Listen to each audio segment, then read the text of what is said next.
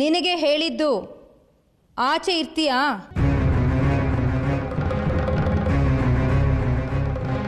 ಕೂತ್ಕೋ.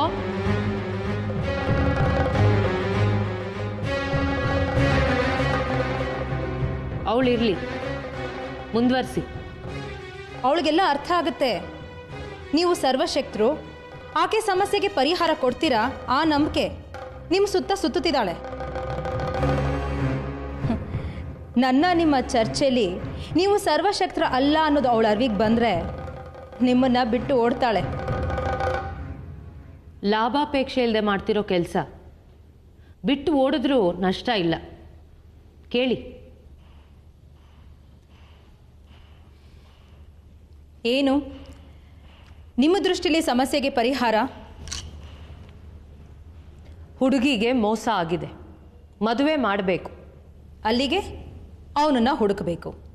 ಹುಡುಕಿಸ್ತೀನಿ. ಯಾರು ಅಂತ ನಿಮಗೆ ಗೊತ್ತಿಲ್ಲ. ಹುಡುಗಿ ಬಾಯಿ ಬಿಡ್ತಿಲ್ಲ. ಹುಚ್ಚು ಅಂತ ನಿಮ್ಮ ಭ್ರಮೆ. ಹುಚ್ಚಿಲ್ಲ, ಕಾರಣವಿದ್ದೇ ಮೌನ. ನನ್ನ ಅನಿಸಿಕೆ.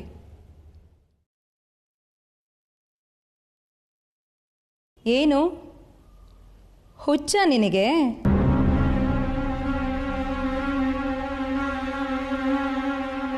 ದಯವಿಟ್ಟು ಇಲ್ಲಿ ಮಾತಾಡಿ. ಇದು ಬಾಯಿ ಬಿಡೋವರೆಗೂ ಕಾಯಬೇಕು. ಬಿಟ್ಟ ಮೇಲೆ ಅವನು ಒಪ್ಪಬೇಕು. ಒಪ್ಪಲಿಲ್ಲ, ಕಾನೂನು, ನ್ಯಾಯಾಲಯ, ಪುರಾವೆ ಸದ್ಯಕ್ಕೆ ಮುಗಿಯುತ್ತಾ? ವರ್ಷ ಆಗಲಿ. 2, 4, 6 ಹಣ ಇರೋನಾದರೆ ಕಳೆದು ಹೋಗುತ್ತೆ. ಅಷ್ಟು ಸಮಯ ನಿಮಗಿದೆಯಾ?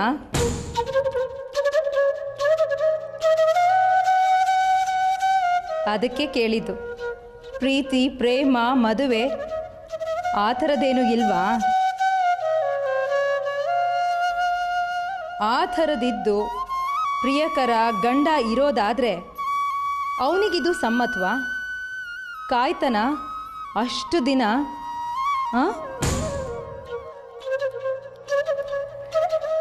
ಇದು ವೃತ್ತಿ ಅಲ್ಲ, ನಿಮಗೆ ಪ್ರವೃತ್ತಿ. ಅವನು ಕಾಯೋನೇ ಆದರೆ? ಕಾಯಲಿಲ್ಲಪ್ಪ, ಆಗಲ್ಲ ಅಂತಾನೆ. ಇದು ನನ್ನ ಪ್ರಯಾರಿಟಿ. ನಿನ್ನ ಬದುಕು ನೋಡ್ಕೊಂತೀನಿ. ಅವನು ಬದುಕು ನೋಡ್ಕೋತಾನೆ. ಇವತ್ತಲ್ಲ ನಾಳೆ ಈ ಹುಡುಗಿದು ಮುಗಿಯುತ್ತೆ. ನಂತರ ನಿಮ್ಮ ಕಥೆ.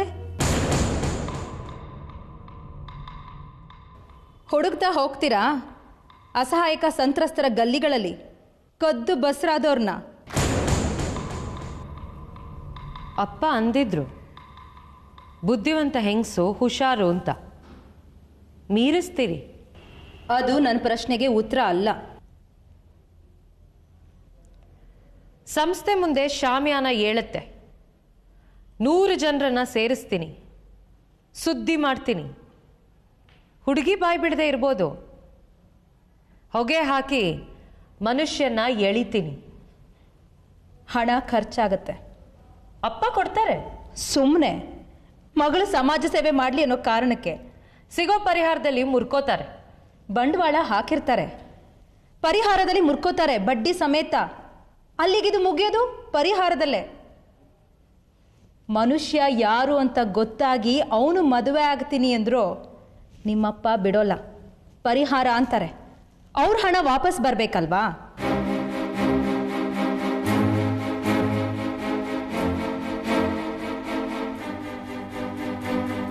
ಪರಿಹಾರನೇ ಅನ್ನೋದಾದರೆ ನಾನೇ ಈಗಲೇ ಕೊಡ್ತೀನಿ. 50,000, ಲಕ್ಷ, 2, 5 ಲಕ್ಷ.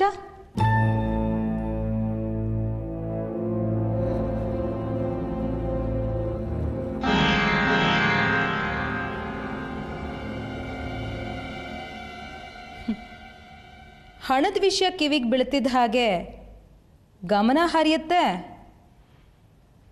ಆಸೆಗೆ, ಭಯಕ್ಕೆ ಪ್ರತಿಕ್ರಿಯಿಸುತ್ತೆ. ಹುಚ್ಚ ಇವಳಿಗೆ. ನೀವು ನಿರ್ಧರಿಸಿ ಆಗಿದೆ. ಹಾಂ, ಸೂಕ್ತ ಅನಿಸಿದ್ರೆ ನನ್ನ ಸಮ್ಮತಿನೂ ಇದೆ. ಹೇಳಿ. ಅದೇನು ಮಾಡ್ತೀಯೋ ನನಗೆ ಗೊತ್ತಿಲ್ಲ. ಜನಾನ್ ಸೇರಿಸ್ತೀಯೋ, ಧರಣಿ ಕೂರಿಸ್ತೀಯೋ, ಪೇಪರಲ್ಲಿ ಹಾಕಿಸ್ತೀಯೋ, ಸುದ್ದಿ ಮಾಡ್ತೀಯೋ, ಮುಖ್ಯ ಕಾರಣ ಆದವನು ಎದ್ದು ಬಿದ್ದು ಓಡ್ ಬರಬೇಕು. ಅದೆಷ್ಟು ಬೇಗ ಮಾಡ್ತೀಯೋ ಅಷ್ಟು ಒಳ್ಳೆಯದು. ಹಣ ಖರ್ಚಾಗತ್ತೆ, ಖರ್ಚಾಗಲಿ, ನಿಮ್ಮಪ್ಪ ಕೊಡೋದು ಬೇಡ. ಮತ್ತೆ ನಾನು ಕೊಡ್ತೀನಿ. ಅನಿಲ ಇರ್ಬೋದು ಅನ್ನೋ ಅನುಮಾನನ? ಪಟ್ಟು ಹಿಡಿದು ಕೂರಬೇಕು. ಇದು ಮದುವೆಯಲ್ಲೇ ಪರ್ಯವಸಾನ ಆಗಬೇಕು. ಸನ್ನಿವೇಶನ ಸ್ವಂತಕ್ಕೆ ಉಪಯೋಗಿಸ್ಕೋಬೇಕು, ಸಂಸ್ಥೆನ ಆಳ್ಬೇಕು. ನನ್ನ ಕಾರಣಗಳನ್ನ ಬಿಡು, ಮುಖ್ಯ ಅವಳು ಮದುವೆ. ಹೊಗೆ ಹಾಕ್ತೀವಿ, ಮನುಷ್ಯ ಹೊರಗೆ ಬರ್ತಾನೆ. ಅದು ಅನಿಲ ಅಲ್ಲ, ವಿಶ್ವಾಸ ಅಂತ ಆದರೆ? ವಿಚಾರಿಸಿದ್ದೀನಿ, ಅವನಲ್ಲ. ಅವನ ಯೋಗ್ಯತೆ ಗೊತ್ತಿದೆ ನಿಮಗೆ, ಸುಳ್ಳು ಅವನಿಗೆ ಸಲೀಸು. ಅವನಲ್ಲ, ಅವನೇ ಆಗಿದ್ದು ನೀನು ಪಟ್ಟು ಹಿಡಿದ್ರೆ ನಾನು ಬೇಡ ಅನ್ನೋಕ್ಕಾಗಲ್ಲ. ತಲೆ ಆಡಿಸ್ತೀನಿ. ಬರ್ತೀಯ ಮಗು ಈ ಮನೆ ಸೊಸೆ ಆಗಿ?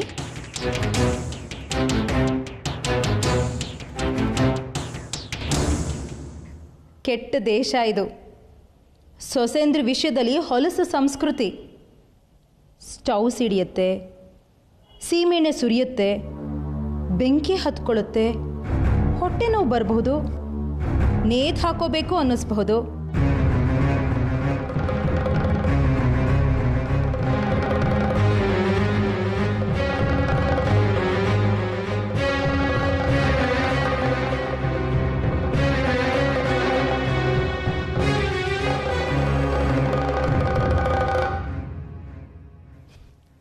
ಹೆದರು ಬಿಡ್ತು ಹುಡುಗಿ.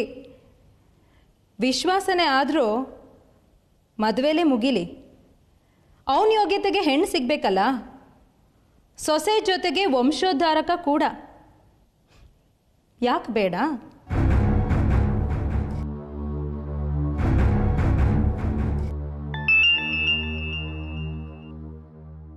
ಶುರುವಾಯಿತು, ಹೊರಡಿ.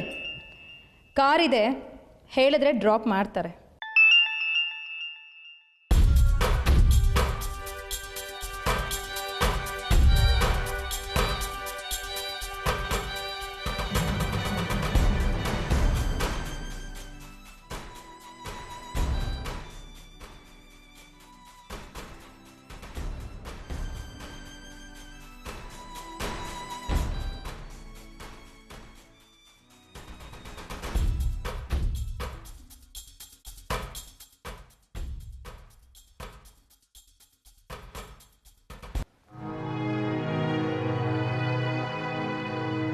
ನಿನಗೆ ನಾಲ್ಗೆ ಮೇಲೆ ಹಿಡಿತವೇ ಇಲ್ಲ.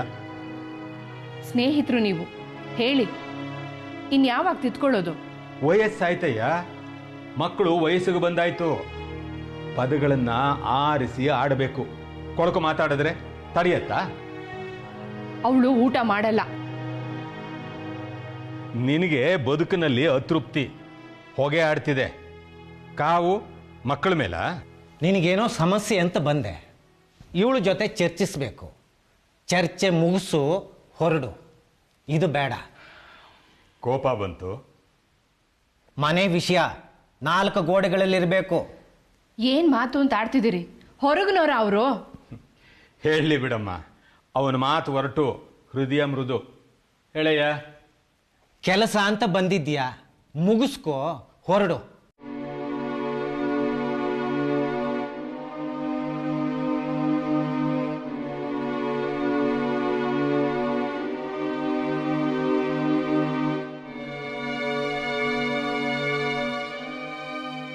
ಕಷ್ಟ ತಾಯಿ. ಬಾಂಬೆಗೆ ಹೋಗ್ತೀನಿ ಅಂದ್ಲು, ಬೇಡ ಅಂದ್ರಿ. ಅದೆಲ್ಲ ಸಮಸ್ಯೆ. ಬೆಳೆಯೋ ಮಕ್ಕಳು 100 ಆಸೆ ಇರುತ್ತವೆ. ನಮಗೆ ಯೋಗ್ಯತೆ ಇಲ್ಲ, ಅದುಮಿರ್ತೀವಿ. ಅತೃಪ್ತ ಆಸೆಗಳು ಹೀಗೆ ಹೊಮ್ಮುತ್ತವೆ. ಭರಿಸೋ ಯೋಗ್ಯತೆ ಇಲ್ಲದ ಮೇಲೆ ಮಕ್ಕಳು ಅಪರಾಧ. ಇವತ್ತಲ್ಲ, ಆವತ್ತೇ ಬಡ್ಕೊಂಡೆ.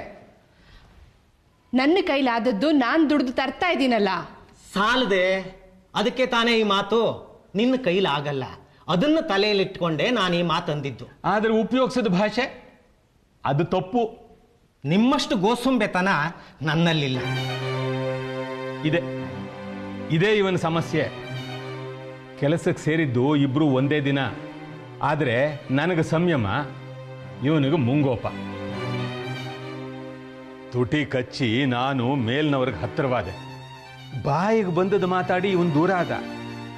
ನನಗೆ ಬಡ್ತಿ ಮೇಲೆ ಬಡ್ತಿ, ಇವನು ಎಲ್ಲಿದ್ನೋ ಅಲ್ಲೇ.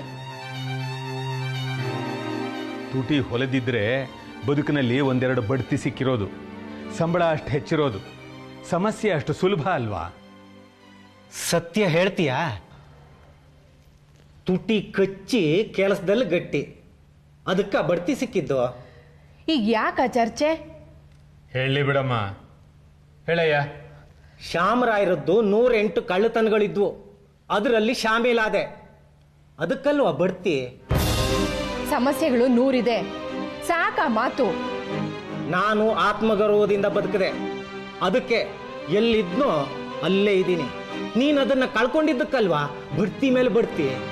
ಸತ್ಯ ಗೊತ್ತಿಲ್ಲದೆ ತಲೆಯೆಲ್ಲ ಮಾತಾಡಬೇಡ. ಏನು ಸತ್ಯ? ಆ ಮನುಷ್ಯಂದು ಹಿತ್ತಾಳೆ ಕಿವಿ, ಕಚ್ಚೊಕ್ ನೀನು. ಅವರಿಬ್ರು ಅಣ್ಣ ತಮ್ಮಂದ್ರು ರಾಮ ಲಕ್ಷ್ಮಣರ ಥರ ಇದ್ರು. ಹುಳಿ ಹಿಂಡದೆ. ಮುಖ್ಯ ಏನು ಹೇಳು? ಶ್ಯಾಮರಾಯರು ನಿನ್ನ ಅಧೀನದಲ್ಲಿರಬೇಕು, ಸಂಪೂರ್ಣ ಅಧಿಕಾರ ನಿನ್ನದಾಗಿರಬೇಕು. ಅಲ್ಲಿ ಸುಳ್ಳು ಚುಚ್ಚುತ್ತಿದ್ದೆ, ಬಡ್ತಿ ಮೇಲೆ ಬಡ್ತಿ. ನನಗೆ ಅರ್ಥ ಆಗ್ತಿತ್ತು, ಅದಕ್ಕೆ ಹತ್ರ ಸೇರಿಸ್ಲಿಲ್ಲ. ಮೇಲ್ನೋಟಕ್ಕೆ ಸ್ನೇಹಿತ ಅಂತ ಕರ್ಕೊಂಡಿದ್ದು, ಒಳಗೊಳಗೆ ಕುಯ್ದೆ. ಸಾಕು, ಪುರಾಣಕ್ಕೆ ಇದಾ ಸಮಯ? ಮಗಳು ಉಪವಾಸ, ಇವ್ರ ತಲೆ ಕೆಟ್ಟಿದೆ. ಕೂತ್ಕೊಳ್ಳಿ ಪ್ಲೀಸ್.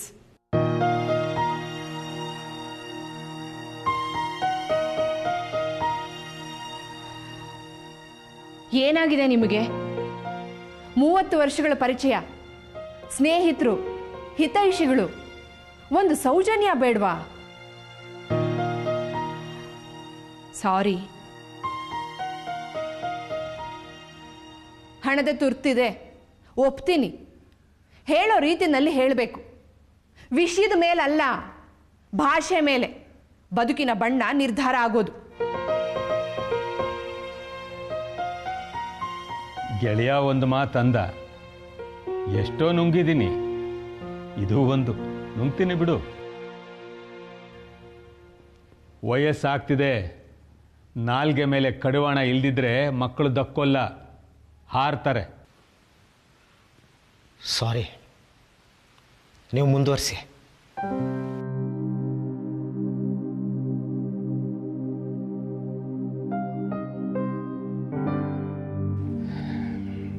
ಕಷ್ಟ. ಯಾಕೆ ಹೇಳ್ತೀರಿ? ಸಂಯಮ ಕಣಮ್ಮ ನಿಂದು. ಇವನ್ ಜೊತೆ ಏಗ್ತಾ ಇದೆಯಲ್ಲ, ಮುಗಿಯೋದೇ ಇಲ್ಲ. ಹಳಬಳು ಅಂಟ್ಕೊಂಡಿದೀಯಾ? ಈಗಿನವರಾಗಿದ್ದರೆ ಓಡೋಗಿರೋರು. 65 ಆಯ್ತು, ನಾಲ್ಗೆ ಚಪ್ಪಲ ಆರಿಲ್ಲ ನಿನಗೆ.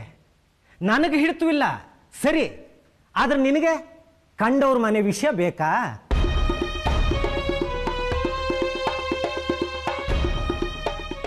ಮಗ ಕೈ ಕೊಟ್ಟು ಹಾರ್ತಿದ್ದಾನೆ, ಮಗಳು ಗಂಡನ ಬಿಟ್ಟು ಮನೆಗೆ ಬಂದಿದ್ದಾಳೆ. ಕಿತ್ತು ತಿನ್ನುವಷ್ಟು ಸಮಸ್ಯೆ ಇದೆ. ಈ ಮನೆ ವಿಷಯ ರುಚಿ.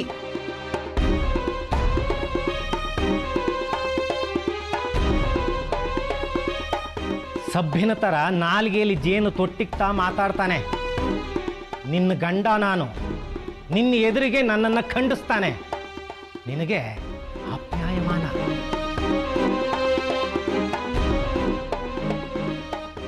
ಈ ವಯಸ್ಸಿನಲ್ಲಿ ಅದು ಯಾವುದೋ ಅನೈತಿಕ ಸಂಬಂಧದಲ್ಲಿ ನ್ಯಾಯಕ್ಕೆ ಕೂತಿದ್ದಾನೆ.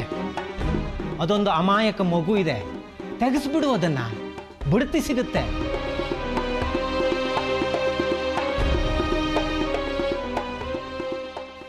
ಹೇಳಿದ್ಲ ಇವಳು ನಿನಗೆ? ಸುನಂದಮ್ಮ ಇಲ್ಲಿಗೆ ಬಂದಿದ್ರು. ಮೇಲ್ ಕೋಣೆಯಲ್ಲಿ ಮುಚ್ಚಿದ ಬಾಗಿಲ ಹಿಂದೆ ನಿನ್ನ ಭವಿಷ್ಯನ ಚರ್ಚೆ ಮಾಡಿದ್ರು. ಹೇಳಿದ್ಲ ಇವಳು ನಿನಗೆ? ಸುನಂದಮ್ಮ ಇಲ್ಲಿಗೆ ಬಂದಿದ್ರು.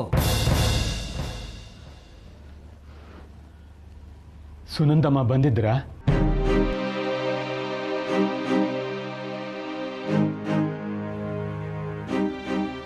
ಏನಂತೆ?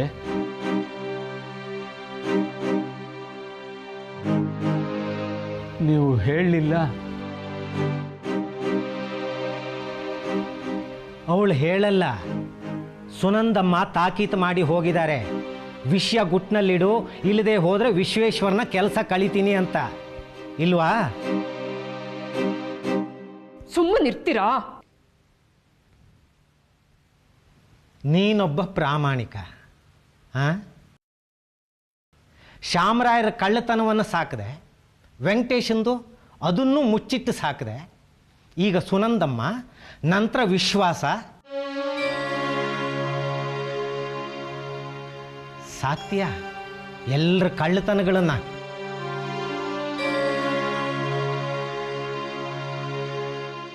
ಇನ್ನು ಇವಳು ಮೇಲ್ನವರು ಕುಲಗೆಟ್ಟಿದ್ದಾರೆ, ಜೊತೆಯವರು ಕೆಳಗಿನವರು ಎಲ್ಲರೂ ಕಳ್ರೆ.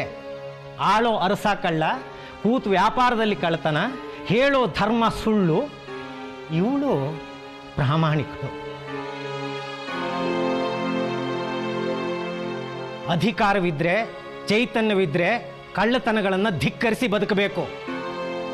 ಅದರೊಟ್ಟಿಗೆ ಸಹಕರಿಸ್ತಾ ನಾವು ಲಾಭ ತಿಂದಿಲ್ಲ, ಹಾಗಾಗಿ ಪ್ರಾಮಾಣಿಕರು. ಇದು ಪ್ರಾಮಾಣಿಕತೆ ಅಲ್ಲ, ಪುಕ್ಕಲತನ.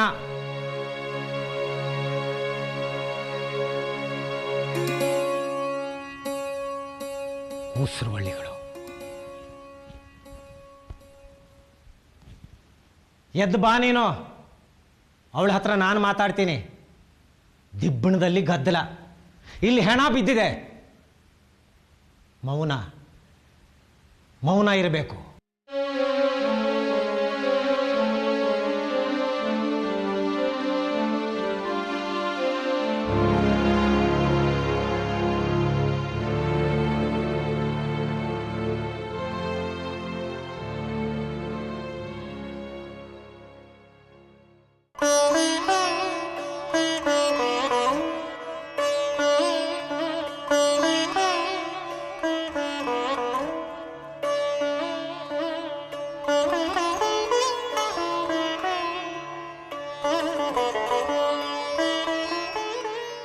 ಮನಸ್ಸಿಗೆ ನೋವಾಯಿತು, ತಕ್ಷಣಕ್ಕೆ ಪ್ರತಿಕ್ರಿಯಿಸಿದೆ. ಊಟ ಬೇಡ, ಉಪವಾಸ ಅಂದೆ. ಎಷ್ಟು ದಿನ? ಏನಾಗ್ಬೇಕು ನಿನಗೆ? ಅಪ್ಪ ಬಂದು ನಾನು ಅಂದಿದ್ದು ತಪ್ಪು ಕ್ಷಮಿಸು ಅಂದ್ರೆ ಅಲ್ಲಿಗೆ ಮುಗಿಯತ್ತಾ? ಅಥವಾ ಅಮ್ಮ ನೀನು ಬಾಂಬೆಗೆ ಹೋಗು ಒಪ್ಪಿದ್ದೀನಿ ಅಂದ್ರೆ ಅಲ್ಲಿಗೆ ಮುಗಿಯತ್ತಾ?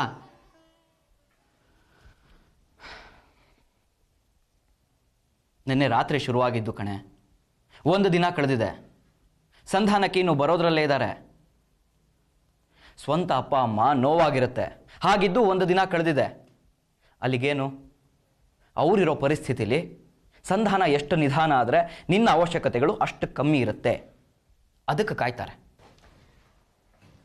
ಒಂದೇ ಒಂದು ಬಾಂಬೆ ಟ್ರಿಪ್ಪು, ಅದು ಕಷ್ಟನಾ? ಇದು ಒಂದು ಬಾಂಬೆ ಟ್ರಿಪ್ ಪ್ರಶ್ನೆ ಅಲ್ಲ. ಬೆಳೀತಿರೋ ಆಸೆಗಳು, ಕನಸುಗಳು ಒಂದಕ್ಕೆ ತಲೆ ಆಡಿಸಿದ್ರೆ ಹಿಂದೆ ಇನ್ನೊಂದು, ಮತ್ತೊಂದು, ಮಗದೊಂದು. ಅದರ ಭಯ ಅವ್ರಿಗೆ. ಸಂಧಾನಕ್ಕೆ ಬರ್ತಾರೆ, ಸಿಕ್ಕ ಮೊದಲ ಅವಕಾಶದಲ್ಲೇ ಉಪವಾಸ ವ್ರತ ನಿಲ್ಲಿಸಿ ಊಟ ಮಾಡು.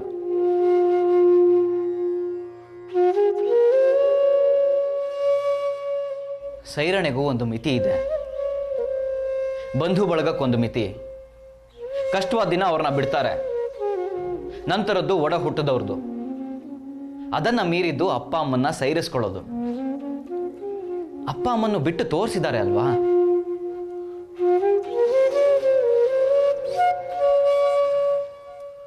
ಮಕ್ಕಳನ್ನು ಬಿಡಬಾರ್ದು ಅಂತ ಇಲ್ಲ ಕಣೆ.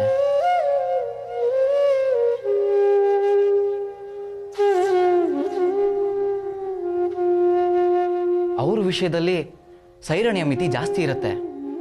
ಅದರ ಅಂಚಿಗೆ ದಬ್ಬಬೇಡ. ತಂತುಗಳಿರುತ್ತವೆ, ಇಲ್ಲ ಅಂತಲ್ಲ. ಆದರೆ ಒತ್ತಡ ಜಾಸ್ತಿ ಆದರೆ ತಡ್ಕೊಳ್ಳಲ್ಲ, ಕಿತ್ತೋಗುತ್ತೆ.